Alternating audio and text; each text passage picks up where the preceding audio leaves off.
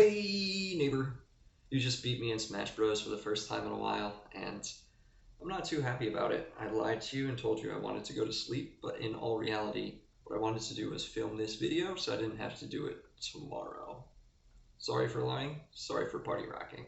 I haven't watched your video yet, but I wanted to talk about two things that I brought up this past week. So, golf. The US Open was this weekend. Gary Woodland won. I'm pretty sure he had like the 36 hole lead and the 52, and then he actually won it. So claps to him.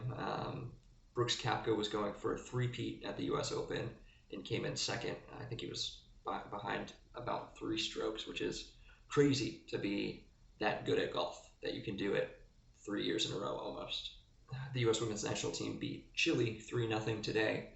They probably should have had maybe like seven seven goals, but the goalie for Chile was out of her mind. She played extremely well. She was actually named the woman of the match,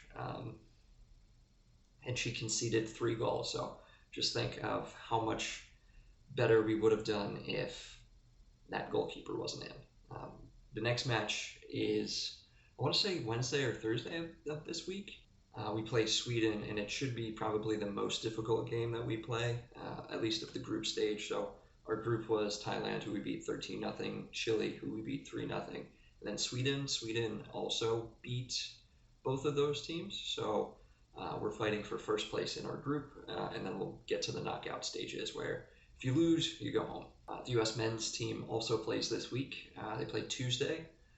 They're probably going to lose, which isn't great news because we're probably one of the favorites for the Gold Cup.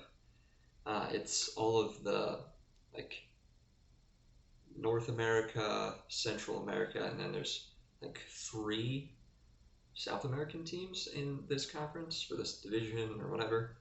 We play Guyana, which is not French Guyana, down in South America on the coast. I should probably watch your video. Let me go do that, and then I'll do the rest of this video.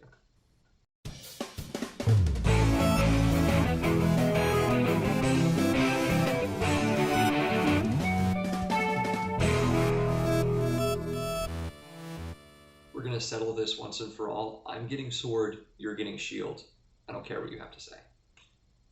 I didn't pre-order it yet because I might be moving, and I don't want to move and then be like, oh, well, I pre-ordered a game. Let me go back in, make sure that I can update the address. I don't remember when Pokemon comes out. I don't remember when I'm moving either.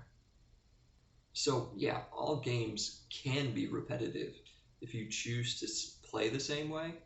My playstyle in Smash Brothers is fairly standard. One thing that you've mentioned in a lot of the gameplay that you've watched of me in our Smash tournament is I don't use the B attacks enough, and I don't use B attacks for some reason, unless I really know how to use them and like execute them well. I just try not to, just because I think A attack smashes can be more effective, and yeah, I don't know. It's just something. I'm super repetitive in Smash. If you like, I play the same way with pretty much every character.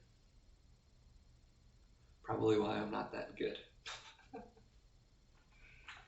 If you play like Call of Duty, it can be repetitive. There's only a certain amount of maps. There's only a certain amount of different guns that you can use. I mean, you can switch it up. You could be a sniper one game and use a submachine gun the next, and then like an LMG and then a shotgun, and like change it up that way. But you are playing the same game over and over again. Even with like puzzle games, once you find strategies, you can be better at the game and use the same strategy to win normally. But yeah, sports games are super repetitive. Unless, so the way that I play FIFA is I start with a team that's just not good, and I want to make them the best team in the league, or bring them up 4 leagues because they're in the 4th league of English football, and I want to get them to the first league and play like the real teams like Manchester United and Tottenham and Man City and Liverpool, etc., etc.